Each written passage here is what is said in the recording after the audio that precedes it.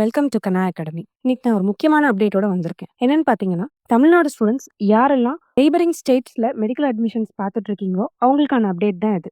Karnataka medical கவுன்சிலிங்ல இருந்து choice filling window open பண்ணியிருக்காங்க. ஆக்சுவலா 8th ஆஃப் ஜூலையே சாய்ஸ் ஃபில்லிங் விண்டோ ஓப்பன் ஆயிடுச்சு. But 8th of July open பண்ணது பிடிஎஸ், பிபிடி இது மாதிரியான மெடிக்கல் கோர்சஸ்க்காக ஓப்பன் பண்ணியிருந்தாங்க.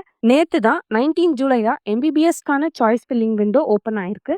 அண்ட் இந்த சாய்ஸ் ஃபில்லிங் விண்டோ உங்களுடைய காலேஜ் ப்ரிஃபரன்சஸ்க்கு ஏற்ற மாதிரி ஃபில் பண்ணிக்கோங்க.